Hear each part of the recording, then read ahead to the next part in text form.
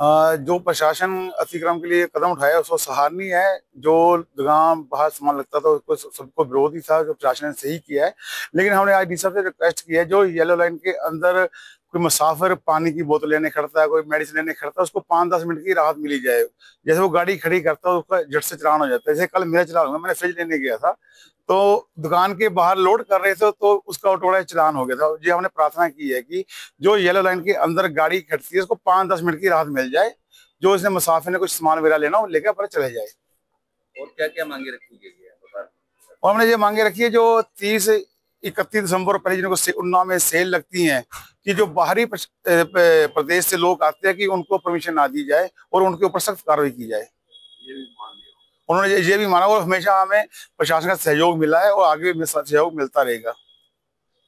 हमारे जो ऊना के व्यापार मंडल का एक प्रतिनिधिमंडल हमसे मिलने आया था, तो जो हमने एंक्रोचमेंट के अगेंस्ट और जो रेडी फेरी है और जो जितना भी यहाँ पे जो ख़राब व्यवस्था चल रही थी उसके अगेंस्ट जो ऑर्डर किया वो अपनी हमें कुछ प्रॉब्लम बताने आए थे।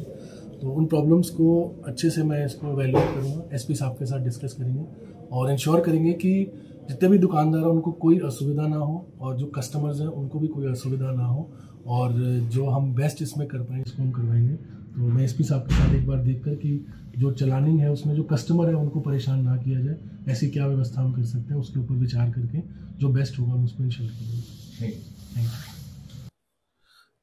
जो प्रशासन अतिक्रमण के लिए कदम उठाया उसको सराहनीय है। जो दुकान बाहर सामान लगता था उसको सबको विरोध ही था, जो प्रशासन ने सही किया है।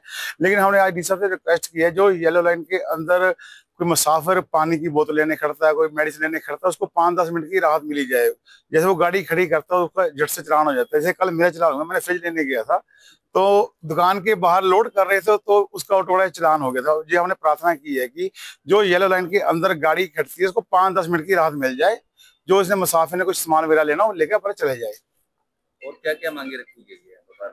और हमने ये मांगे रखी है, जो 30-31 दिसंबर पहले जिनको उन्नाव में सेल लगती हैं, कि जो बाहरी प्रदेश से लोग आते हैं कि उनको परमिशन ना दी जाए और उनके ऊपर सख्त कार्रवाई की जाए। उन्होंने ये भी माना और हमेशा हमें प्रशासन का सहयोग मिला है और आगे भी सहयोग मिलता रहेगा।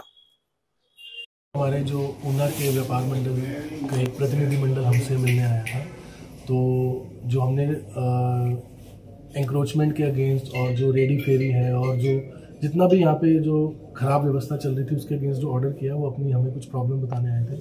तो उन प्रॉब्लम्स को अच्छे से मैं इसको एवेल्यूएट करूँगा, एसपी साहब के साथ डिस्कस करेंगे और इंश्योर करेंगे कि जितने भी दुकानदार हैं उनको कोई असुविधा ना हो और जो कस्टमर्स हैं उनको भी कोई असुविधा ना हो, और जो हम बेस्ट इसमें कर पाएँ इसको हम करवाएंगे। तो मैं एसपी साहब के साथ एक बार देखकर कि जो चलानिंग है उसमें जो कस्टमर है उनको परेशान ना किया जाए, ऐसी क्या व्यवस्था हम कर सकते हैं उसके ऊपर विचार करके जो बेस्ट होगा हम उसको इंश्योर करेंगे।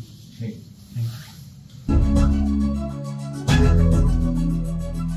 यू।